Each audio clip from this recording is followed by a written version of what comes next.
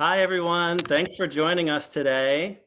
This is the IEC Daily Lunch and Learn series. We're organizing these sessions with the hope to keep our community connected during this difficult time. The webinar series is free and open to the public, and I hope you'll spread the word about this great content you're going to see today. We're really excited about it. My colleagues at IEC have done a fantastic job organizing these sessions. So I encourage you, if you're not a member of IEC and are able to give, I'd like to invite you to support our work by joining today. You can use the link in the chat box or just go to ilenviro.org/donate. And we're going to cover a few housekeeping items before we get going. All attendees are muted by default. If you joined via Zoom, please use the chat function to ask questions, add comments, or provide resources. We definitely encourage that, and you can do that at any time. We're going to take live questions at the end of the session. If you're just on your phone, I'll give you directions at that time at the end of the session so that you'll know how to go ahead and raise your hand and ask a question. But right now, we'll get right into it. I'm really pleased I get to introduce today's speaker. I didn't even introduce myself, so let me do that really quick. I'm Jeff Dillon. I'm the Development Director at IEC. And again, I'm pleased to introduce today's speaker. McKeen is the founder and executive director of SCARCE. SCARCE is an affiliate member of IEC, which we're really pleased about. And I hope Kay takes a moment at the very beginning here to tell us about her connection to IEC. Okay, with that, I'm going to turn it over to you. Hi, everybody. Good morning, or afternoon, I guess. Yeah, IEC and I go way back. It's Jen Walling. She and I have been very good friends since she was 16 years old. Pat Quinn, when he was lieutenant governor, had a great internship for outstanding high school students interested in the environment. And Jen Walling was chosen to be an intern. And when I read her resume, and she was at Bennett High School, Bennett Academy, I was thrilled to have her join us. It was actually quite a privilege to have her with us for an entire summer. We started working on food scrap composting together and worm composting, and we've been really good friends working hard on legislative issues and environmental issues since then. Where's the pictures? Oh, I need that. That's great. Thanks so much. And you're going to, cue up your presentation. Perfect. Thank you, Kay. Here it comes. There, back up one. So SCARCE is a not-for-profit. We are starting our 30th year this coming August, and we've been based here in DuPage County, but we work all over the state, and we feel really lucky to do the work that we get to do. Helping people with ideas that they can do right at home makes so much sense. We're all kind of in this together, taking care of the planet, so starting at home is a good place to start. We do a lot of teaching. We do a lot of teacher workshops and graduate credit. We do kids programs at libraries and park districts. We love working with kids. They can help carry the message home, but inspire them to be great little eco-heroes themselves. That last picture in this slide is our Earth flag hanging over above Good Samaritan Hospital. When we started the Earth flag program with DuPage County in 1990, it was pretty much for schools, and now churches and hospitals, big, huge companies, whole towns, park districts, libraries are earning our Earth flag as well. So it's really a symbol of the momentum and the actions people have taken to help take care of our planet. We know that food scraps, food waste, is the single largest material sent to our landfills. Food scraps are full of water, so they're very heavy, and they take up a lot of space initially in your garbage, but then the landfill operators, they smash all the garbage, and it contributes to methane gas, and it contributes to climate change. There are lots of things people can do. We can check out our local CSA to find food that can be delivered to you. Sometimes you might get a vegetable or an herb you haven't tried before. Good to get out a cookbook and try something new. Imperfect produce is a great way to try to use food that maybe isn't as gorgeous as some other fruits, might be shaped a little bit differently, but it's a great way to purchase food that maybe not be purchased otherwise, keep it out of the landfill, and help us be more sustainable. That's delivered as well, so those are some options. It's really important, I think, to buy what you eat. I hear a lot of people, they'll go to big box stores and they'll buy, you know, half a bushel of something, or they'll buy 4 cases of oranges because they were on sale. But if you waste 3 cases of the oranges you bought, you didn't save any money and we wasted the food. We really need to think about what we want to buy, the packaging of what we're buying, how stable is it? Is it something we can make 2 servings, 2 meals from? Is it something that we can share with a neighbor or a friend, especially at this time, or at least learn how to properly store it and freeze it? If you're going to buy a bushel of apples and you waste half, that doesn't make any sense. So learn how to make your applesauce, and you'll save the apples and help people as well. It's really a great website, savethefood.com, something to think about. There's lots of tips there as well. My grandma was great for freezing her lemon rinds. After she would use them for tea or whatever she was cooking, she'd stick those lemon rinds in the freezer. And then in the middle of the winter, when the house is smelling a little bit too tucked in and maybe not very fresh, she'd simmer some water with those lemon rinds and the whole house would smell really good, very fresh, very springy. And then you can compost the lemon rinds after that. Lemon rind and orange rind chocolates are really, really good. So just think about what you have and think, is there something else you can do with it? Who says you can't eat the tops to your carrots? Of course you can. You can add them to salads and you can add them to soups. And I know that people go out to restaurants and they buy potato skins. And yet a lot of people at home, we throw the potato skins out. So think of other ways to use all the food that you do buy, and then think of composting what's ever left over. Composting is a great family project. Kids love the worms.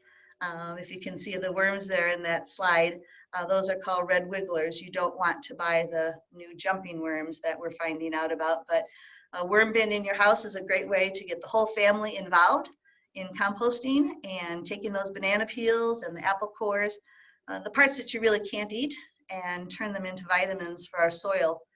Outdoor composting, we've been able to start a condo association with an outdoor compost bin. Many, many families, schools, and some churches with outdoor composting as well. Great way to save resources, keep that water nice and clean, make nutrients from our soil. And food scrap amended compost holds more water. So it's a great way to reduce flooding in your community and reduce the chemicals that you might buy that are not good for our soil or our water.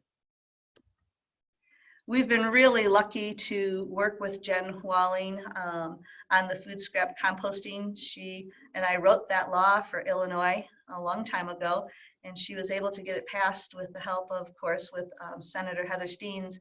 And now we work with the Illinois Food Scrap Coalition, people all across Illinois who are involved in rescuing resources, reducing landfill waste, and improving our soil. So we have over 40 towns now in Illinois that have the opportunity for their residents to have food scrap composting right at the curb, which is really a benefit to people. If you can't compost at home, if you're too busy, if your yard isn't right for it, composting at the curb is really a great option. And in some parts of Illinois, especially in Chicago, Carrie on our team, I know her food scraps are picked up at her condo in Chicago. People drive around and pick up the buckets. They take your bucket of eggshells and coffee grounds and apple cores. They pick them up and they leave you another bucket. So just kind of transfer that out. So people could take the challenge and investigate food scrap composting with indoors with worms, outdoors for yourself, curbside, or with pickup. A lot of people think that composting is hard work. Composting, nature's been pretty good at it for 1 billion years or more. It's really putting water, mass, and nutrients back into our soil. It's a pretty simple process, and it makes it's a fabulous soil amendment. And it's wonderful for all the nutrients to get down, work their way slowly down into the soil and not run off into our rivers and streams. And as I mentioned, it really reduces your carbon footprint. Methane gas is thought to be about 25 times worse as it pertains to global warming than CO2. So when you're composting at home, composting with worms, composting at the curb, you can actually reduce your greenhouse gases by composting and not sending them to a landfill. When we save energy, of course, we know it reduces our carbon footprint, our global warming. But I go through people's houses, people invite me over and say, what kind of ideas, what else could I do at home? And you'll see coffee pots that have timers on them now. So if you make coffee in the morning, unplug the coffee pot at the end of the morning so that it doesn't have a timer on. Sometimes I'll be in a kitchen and there'll be 4 clocks in the kitchen, one on the stove, one on the coffee pot, one on the radio, and one on the wall, and they all tell a different time. So it's not really useful, and you're wasting energy. Your electric toothbrush will last a lot longer if you just charge it for about 45 minutes. Do it at nighttime when we aren't using as much energy in our homes and in our businesses, and it'll be better for your electric toothbrush, and you'll save energy as well. Sometimes you can go into a room and you can see the printer light is on and the scanner light is on, the speaker lights are on. You need to just turn all those electric devices off. If you're not using them, let's save that energy. Actually, your equipment will last longer. Heat is what ruins electronics the most, so let's turn things off. When our son went away to college, I realized in his room there was a television plugged in and there was a clock radio. He wasn't going to be home for 4 months. There was 2 easy things to unplug, save energy, and save money. Phone chargers, I'm so glad the newer phones tell you that they're fully charged to kind of remind you to unplug them or turn them off. But the older phones don't always tell you. Great way to save energy. Can you imagine if every household went around and unplugged 3 things? How much energy we could save across this whole country? It would be amazing. And it would save money as well, save resources, reduce pollution. They have those really nice smart power strips now.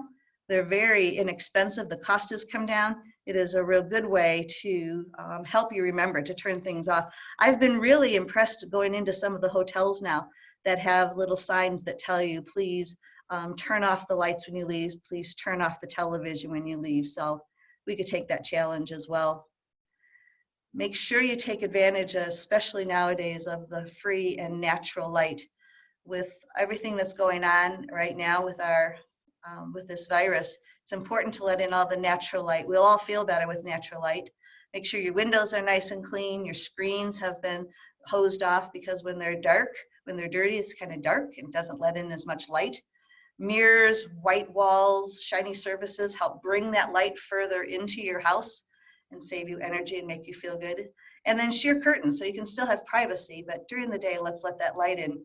Thomas Jefferson, when he built Monticello, he wanted to have all the free light that he could. He didn't call it natural light, but he called it free. He didn't have to burn candles. He didn't have to waste money making more candles, and it was actually healthier for him, he decided, and wrote about in his diaries. We certainly can do a lot with our laundry processes that we do at home, making sure that you clean out the dryer lint. When I talk to fire departments, fire chiefs and firemen always want me to tell people, remind them to make sure you clean that screen, that dryer screen, every single time. Dryer lint fires are a huge problem for our homes, our insurance, our families, our lifestyles, and of course for the firemen. So that's a simple thing to do. Your dryer will work more efficiently and you won't have any fires.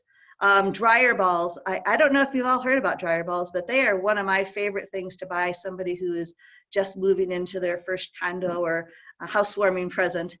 They absolutely save you money. Your clothes dry faster. They don't have the static cling.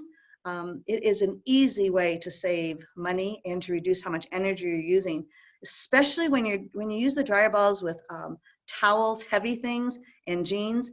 Great way to save money and save energy. Dryer racks, of course, it's a simple thing to do. And my daughter lives in with a homeowners association that doesn't allow clotheslines. So she has her dryer racks and she puts them out on her patio. They're not very tall, but they certainly can help dry clothes, and your clothes will last a bit longer as well.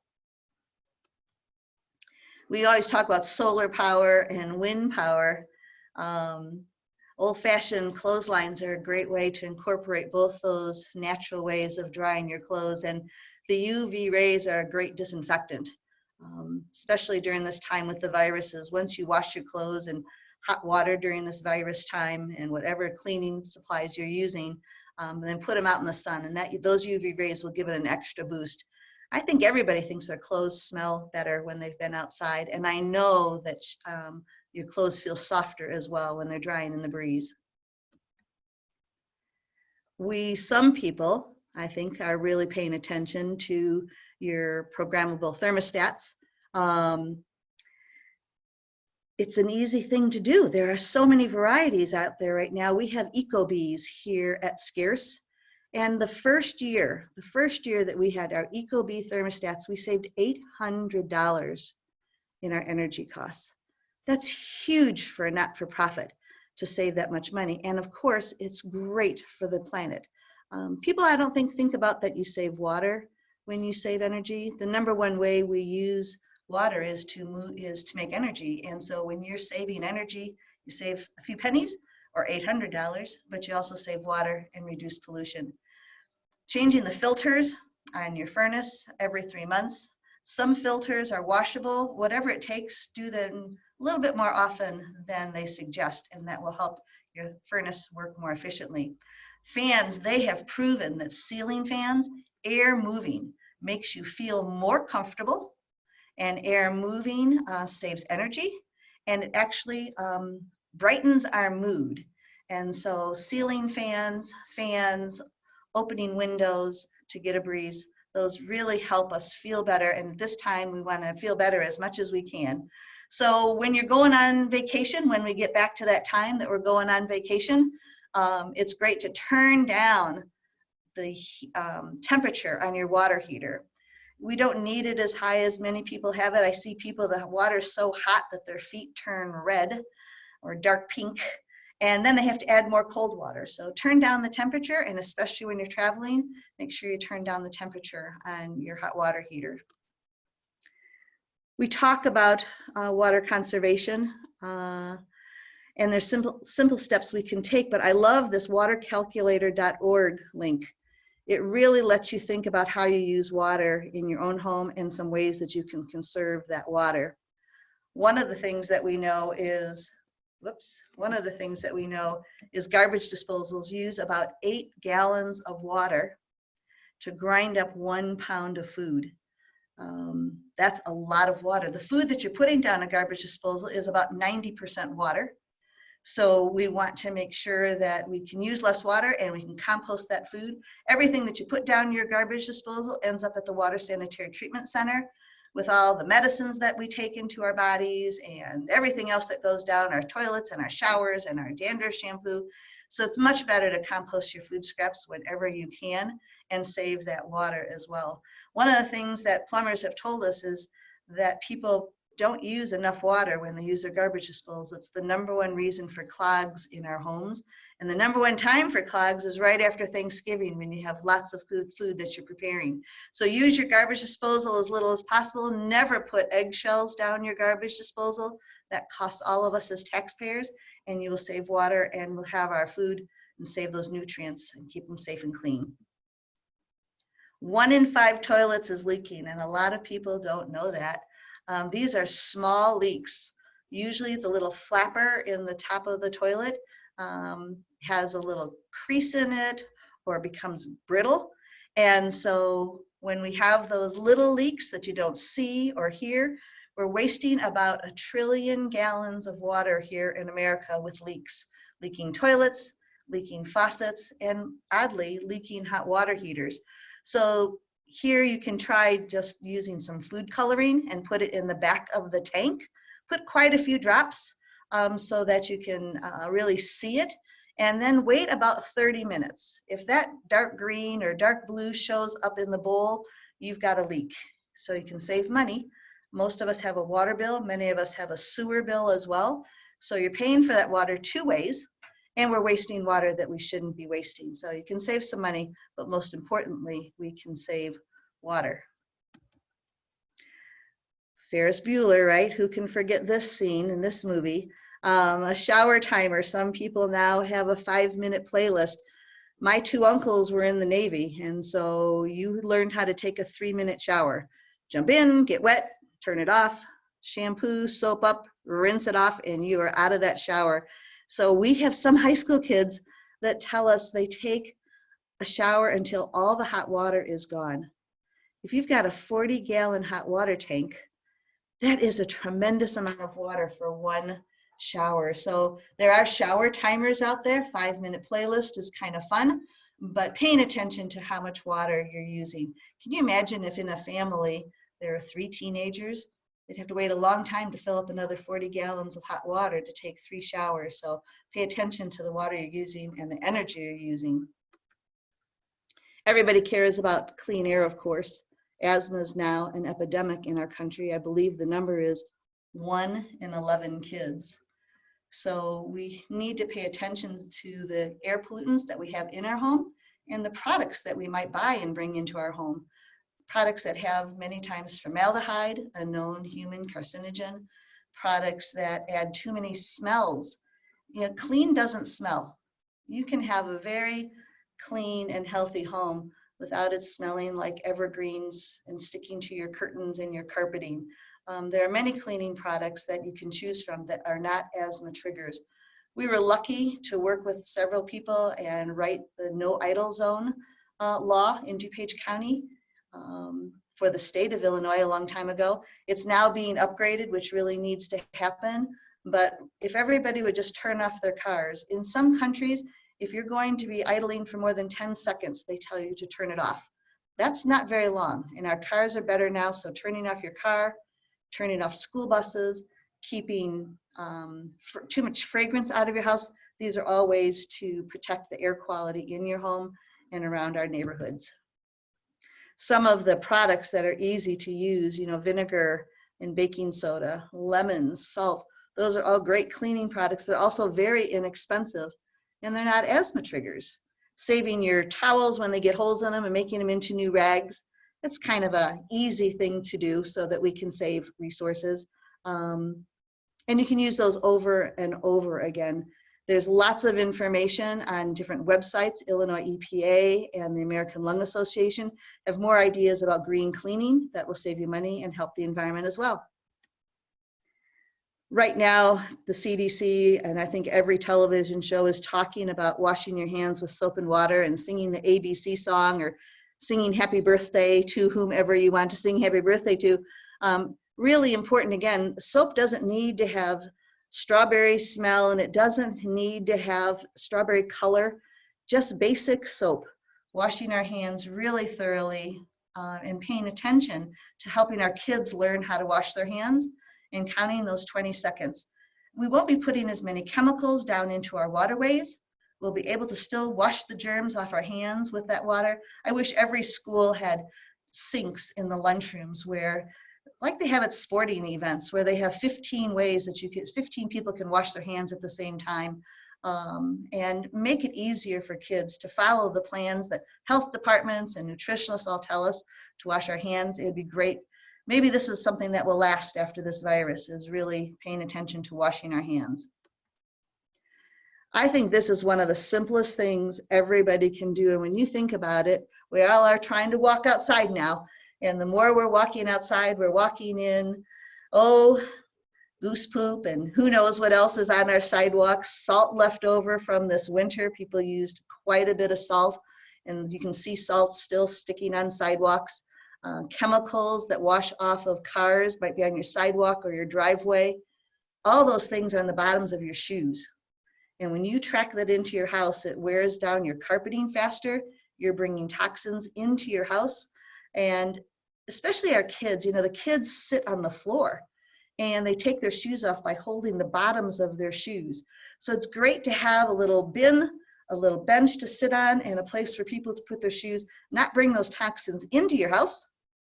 Kind of fun to see everybody's shoes lined up like that, and just think about keeping your house a little bit cleaner and safer for everyone. There's a great book that I love, How to Grow Fresh Air. It is a wonderful book because it tells you which plants eat what kind of pollutants. So it tells you what the peace lily eats, and it tells you what golden pothos eats. The man who wrote this book works for NASA. He's one of those people who was working on how many plants we'll need to have in a spacecraft to be able to have oxygen, clean the air, absorb what kinds of pollutants there are coming off our electronics. So when you check out this book from your library, if you order it online, has all kinds of plants, and it tells you that poinsettias, they don't clean the air so much. Might be really pretty, great to have, great to compost later, but think about the plants that you can have. You're going to see more and more businesses and homes with living walls, really bringing in a lot of oxygen. There's even some studies that tell you that kids in school who have plants in their classroom have fewer behavior problems and do better on their test scores. Green, we know, reduces our stress. And so it's a really simple thing that we can do. I think kids learn that plants give us oxygen in kindergarten. I think that's when we all start learning about that. It's an easy thing we can all do in our homes, is add more plants. And there's easy ways to add some plants. Everybody's probably worked with their kids and started an avocado plant, right? That's an easy thing to do. And the leaves are great. You probably aren't going to get an avocado, and that's okay. But bringing some more oxygen and greenery into your home and letting the kids see how it roots, I think that's a great little science project to do at home. You can also do your orange seeds and your apple seeds and your grapefruit seeds. You can check it out online and find out the easiest way to do that. But we have seeds, we don't have to put them in the garbage.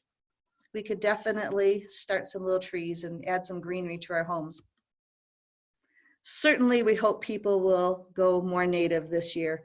It's a huge, huge way to help the environment. Our oak trees are in trouble here in Illinois. White oaks are the state trees. It'd be great if everybody could work hard to plant some native northeastern Illinois trees across the state. We need more trees. And then native plants. Our pollinators need it. We need it for the beauty.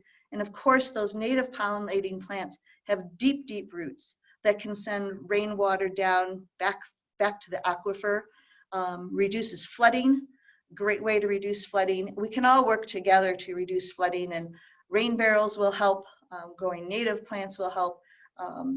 Planting more trees will save energy. This is just one of the best things families can do, is turn their yards, talk about sanctuaries, turn our yards into something that feels good for us, is safe for our wildlife, no more chemicals. It's a win-win-win for everybody. And when you're talking about watering in our hot August, the native plants have been here for thousands of years. They know how to get through our August. So it's a great family project, and it will benefit really the whole world if we go more native.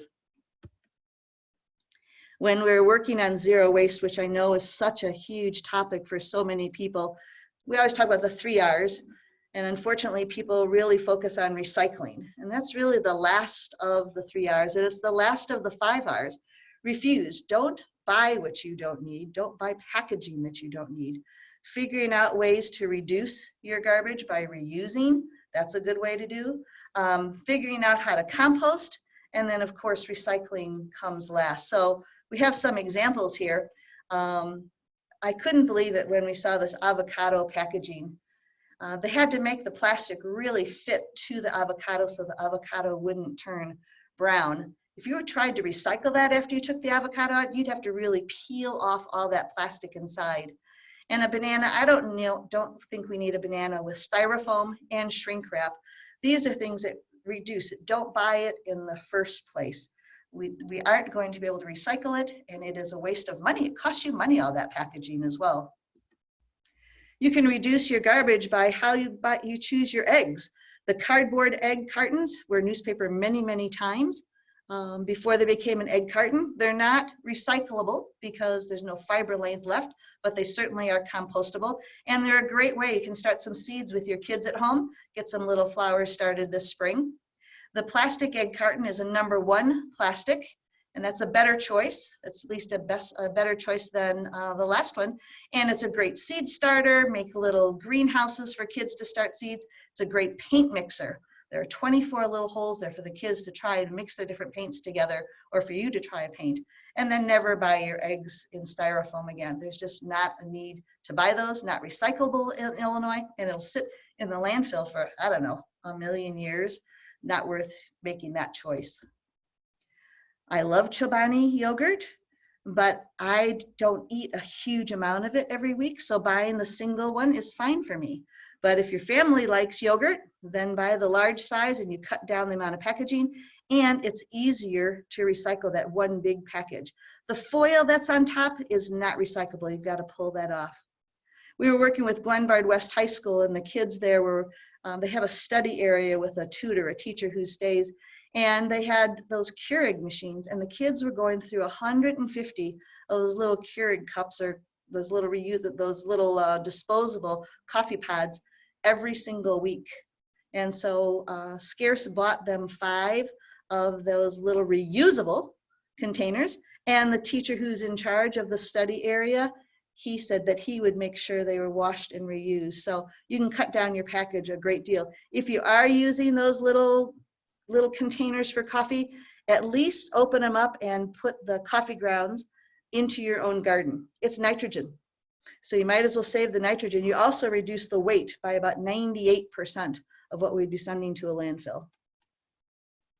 Think of things that you can change, work towards zero waste. I know lots of people now have reusable bottles, reusable mugs, reusable bags, but I love all the folks who are now buying the really nice bamboo or other wood cutlery to have in your glove box. So if you're traveling, you can have that in your glove box.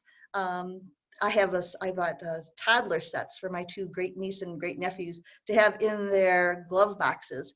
There's a little stocking stuffer, and that means that they, if they have to eat fast food, they have their silverware right there, and it's reusable. Metal straws, I love that they come with their own little brush to clean them out.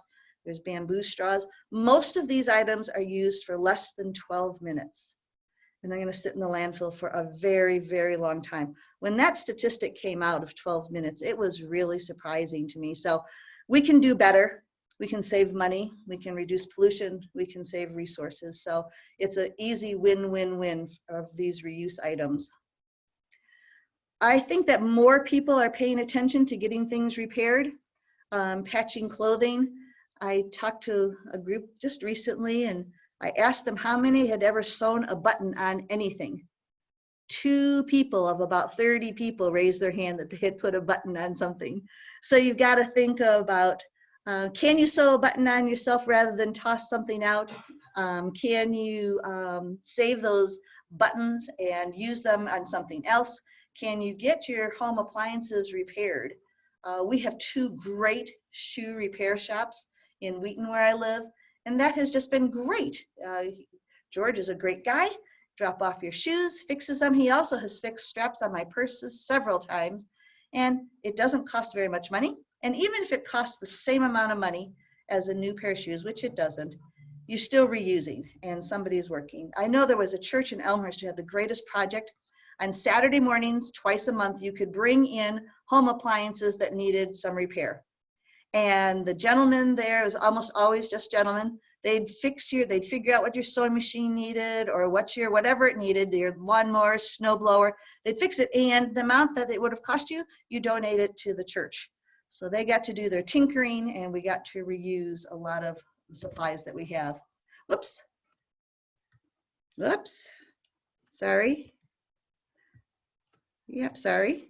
So we like to call it eco-friendly decluttering.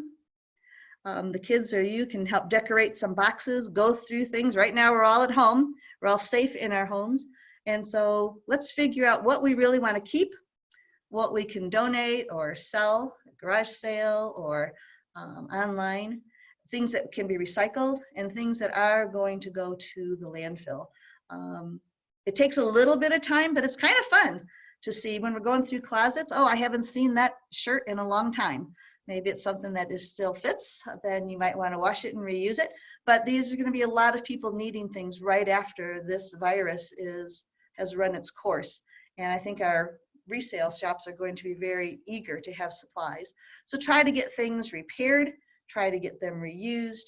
How about repurposing? Thinking of ways that we can use something a second time or a third time. Some people are very creative and they decorate bookcases and small dresser drawers. Some people are real creative with vases. Put all that creativity into ways to save the environment and help our families. What can be recycled? Wow, that's really changing a lot right now. It's really hard to keep up with it, and I feel sorry for our towns. There's so many changes happening right now, but I think a couple things that we should remember. Things should be spatula clean. If you use a spatula, it is clean enough. You don't have to waste one resource, water, to save another resource, aluminum. So you want to make sure that they're spatula clean. You can probably make another whole peanut butter sandwich if you use a spatula on that peanut butter container, and that's what people talk about. Make sure that you don't have any packaging within your cardboard boxes. No styrofoam, no shrink wrap, none of those kinds of things need to be there, just the cardboard box, and flatten them. Glass bottles and jars, no windows, no mirrors, no ceramic mugs, no dishes, no orange juice glasses, just container glass. It had wine in it, or it had jelly in it, had pasta sauce in it, and many of those jars are really reusable as well. Freezing in pasta jars or in pickle jars is a great way to save resources and not store your stuff in plastic. So think about simple ways that things still can be reused. There's lots of art projects for steel cans, and you don't have to worry about the metal lids. When you use the can opener and your metal lid is separate from the can, you can still put that in your recycling bin, because at the recycling centers, they are going to have magnets that pull off all that metal. So they're pretty easy if you think about it. Spatula clean, and no contaminants, and we'll talk some more about those contaminants like pizza slices. The contaminants, especially plastic bags, are a huge problem for our sorting industry. All the recycling facilities use multiple technologies to move the recyclables through their factories, and the plastic bags get clogged.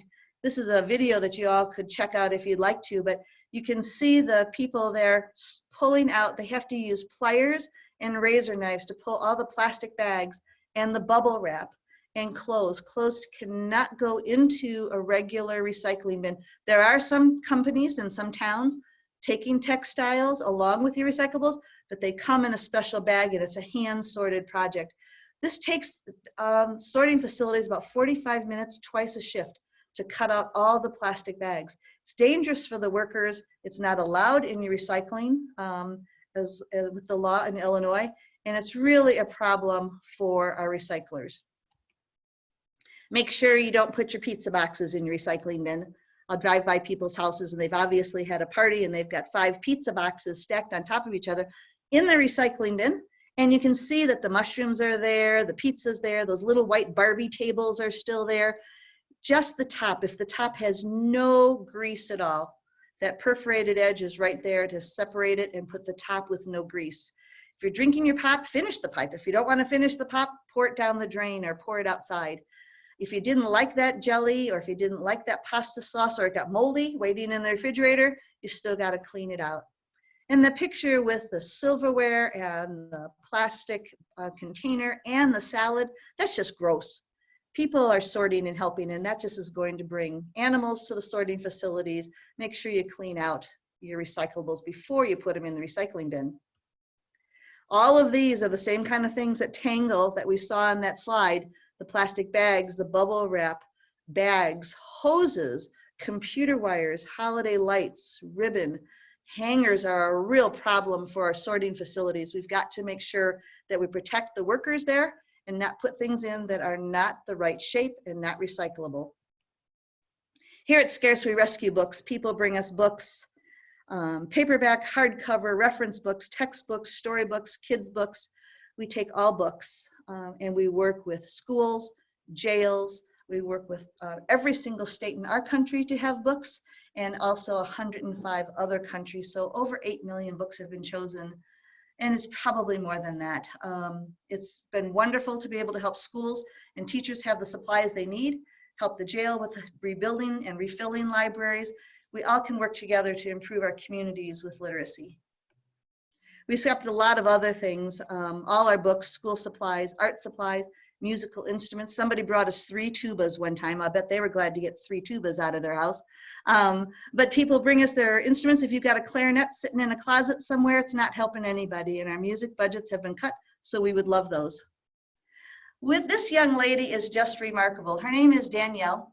She lives in Carmel, Indiana, and she collects bread tags, those little square pieces of bread tags. She collects those, and she turns them into a recycler in Indiana. And the money she gets for the bread tags, she buys wheelchairs for kids. So this is Colton, and he lives in our county, and he needed a very special and very small wheelchair. And so his mom applied. He was the 7th recipient of a wheelchair from bread tags. It's a simple thing. So her website is there, Danielle Cares for Chairs. She goes to Purdue. We get them, people send them to us from all over the country, Canada, everywhere.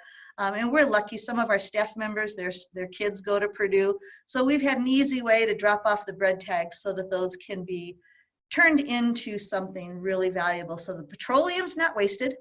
The bread tags are too small to go through a regular recycling program. They're too small. They'll just fall right through the cracks and become garbage. And then they're going to sit in a landfill for 1,000 years or more. And so instead of all of those negatives, we get to get a kid a free wheelchair, something everybody can do. We have churches, we have schools, we have families doing a great job collecting bread tags for us so we can help more kids have the wheelchairs that they need. I think it's important for people to know that little things add up. Right now, when some of us are feeling pretty exhausted from everything that's going on, little things can make a huge difference in somebody's life. We work with a group called Guitars for Vets, and they help veterans with post-traumatic stress disorder learn how to play the guitar. So we've been able to collect guitars. People drop off guitars. They choose the ones that help them. And then York High School students found a paper punch kind of thing, but it's a plastic punch. And we collect gift cards. And they take those gift cards, and if you cut them just right with that plastic punch, you can get 5 guitar picks out of 1 gift card. So the gift cards are not going to be recycled, but the gift card plastic is going to get that petroleum used a second time. Guitars for Vets will have those guitar picks for free, and that'll save them money so they can buy more guitars so they can help more veterans. There's 100 locations for Guitars for Vets around the country. Little things can add up, and we can all help each other that way. We have a podcast. When we started making podcasts, I didn't even know what a podcast was. I'm old.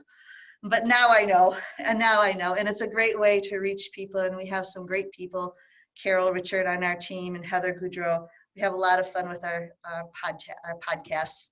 And then DuPage County, we're so grateful for their funding. We have funding to help us with 2 newsletters and many of the programs that we do out and around the community. We have a green bulletin that's for residents and businesses. And then we have Ripples that really helps teachers and administrators, anybody working with kids, scout leaders, so they can learn about field trips and they can learn about upcoming events like we just had Earth Hour. So all of these things are in our 2 newsletters. There's no charge. You can just go to our website and sign up for those. It's our 30th year, as we said. Woo! Who would have known? But we're excited to start our 30th year, and I'm just wondering if there's any questions. Okay, it's Jeff. I'm back on, and hopefully with better audio this time. Oh, I understand my audio was a little breaking up at the beginning. So Don, thank you for letting me know, and I apologize for that. Start giving me like a thumbs down if it's sounding bad again, everyone, okay? Kay, that was so fantastic. I feel like I knew a lot of stuff beforehand, and you've helped me learn even more. We have so many folks that joined us, over 100, and a lot of them are being really helpful to the questions that have come up through the chat. But it is a great time for folks, if they still have questions, to put your question in the group chat. If you're on the phone only, you can hit *6 to raise your hand, and then we can unmute you so that you can ask a question. But I'm going to go through a couple of the questions that came up earlier in the chat anyway. You were talking about, you advise people that they should not put eggshells down the garbage disposal, especially. We shouldn't put anything down there, right? But Right. Can you tell us why eggshells particularly are problematic? Well, it's been interesting. Some people have told me they put eggshells down their garbage disposal because it's supposed to sharpen the blades, and that is absolutely not true. It dulls the blades of the garbage disposal. And then some other folks have told me that they think that puts calcium back in our water, in our rivers and streams, when in fact at the water sanitary treatment centers, the first thing they do at the water sanitary treatment center is get the grit out. So any gravel that's gotten through or eggshells, gravel and grit, that's what ruins all of our equipment at a water sanitary treatment center. So there's no calcium getting into our river water. They have to get rid of the grit, the first thing, and the grit that we don't get rid of, it hurts our equipment, and we all as taxpayers pay for that. So use a rolling pin, roll them up, break them into little pieces and scatter them in your yard. And that way you will get some calcium back into your soil. That's great. Thanks so much. Folks were really intrigued on the composting about jumping worms. So could you tell us a little bit about what's going on with jumping worms? Well, isn't that something? I don't know where the jumping worms actually have come from. I should do more research on that, but these are worms that actually are not native at all to our area. They are huge eaters in our soil. They're going to displace other critters in our soil. They actually do jump. They're not like red wigglers where they wiggle. They are super active critters, so they're non-native. And we're afraid because a lot of people, especially in garden clubs, they transport, somebody will separate their hostas or separate some plants. And then they move those plants to another neighbor's, and we're spreading this very invasive, very, very hungry worm to other people's yards. It's probably, I don't know if it's too late, but right now we have to make sure if we're ordering red wiggler worms for composting indoors, that we make sure they are not jumping worms. Okay, great. And I'm going to correct myself. If you're on the phone only and want to raise your hand, it's *9. So sorry about that. And then just following up on a bunch of questions. This is like a seminar or conference call 101, but we will be sharing this presentation later and we'll provide the links and everything. So people can go back and look at the slides on the composting in particular. Because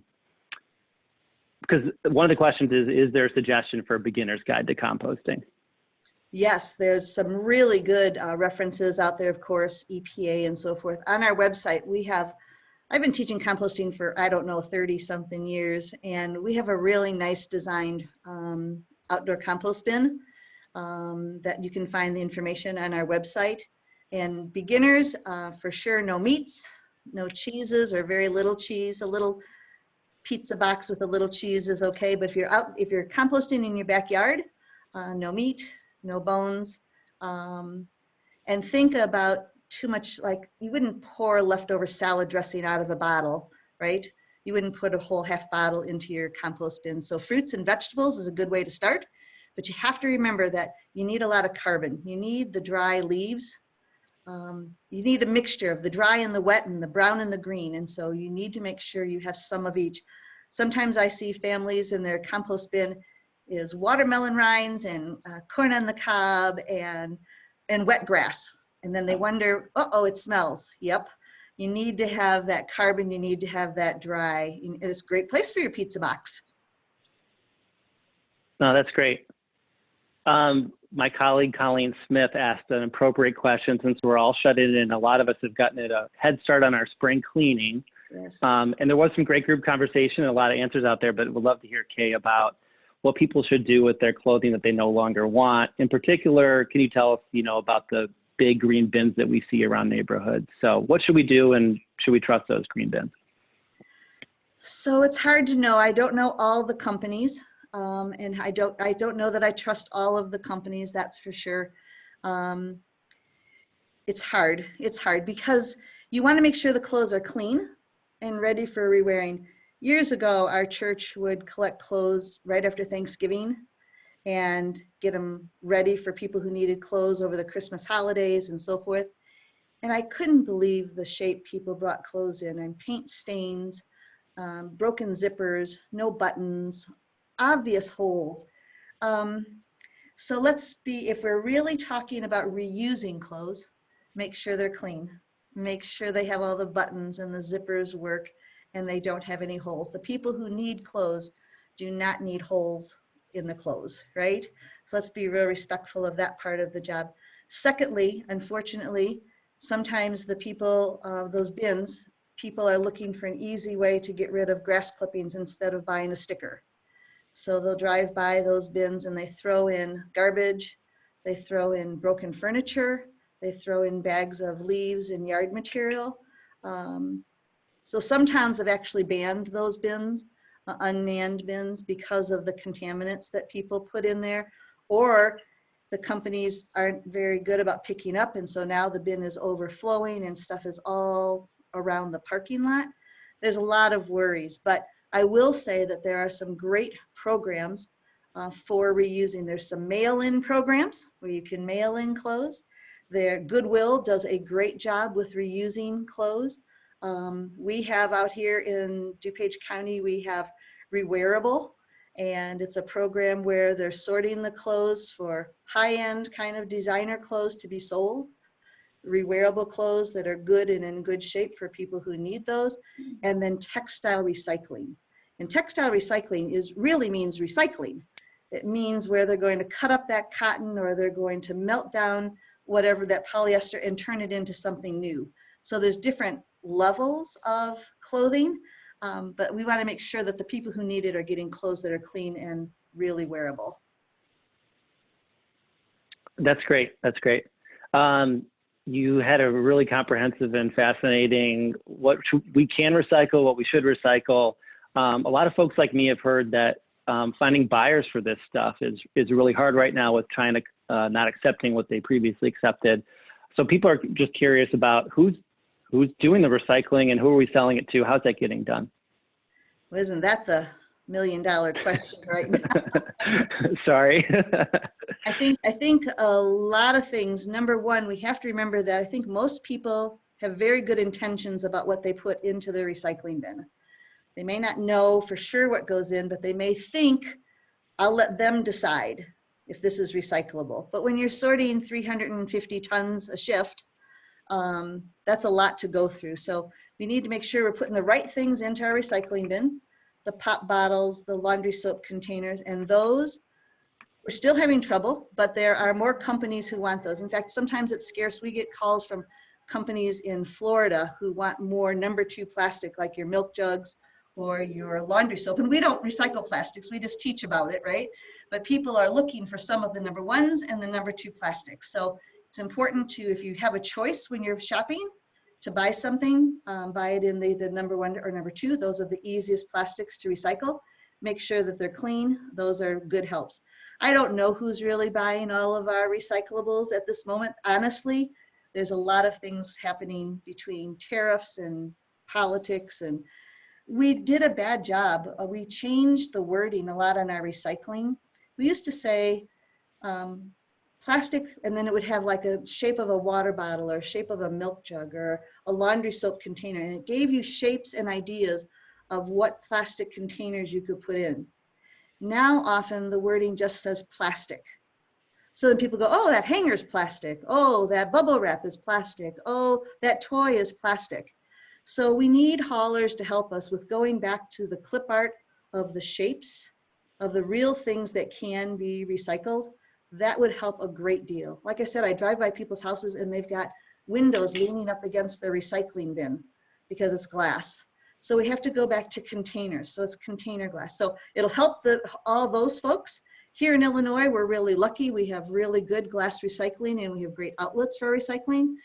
I just read that the copper prices were going up just a little bit, so that's kind of good. But I have heard some really good news. Some of our states are anticipating, before the virus happened, anticipating and we're opening some very large plastic recycling sorting facilities. One is planned for Indiana. They're reopening 3 paper sorting facilities and recycling facilities, and they are planning one of the world's largest paper recycling facility in one of our southern states, Georgia or Alabama.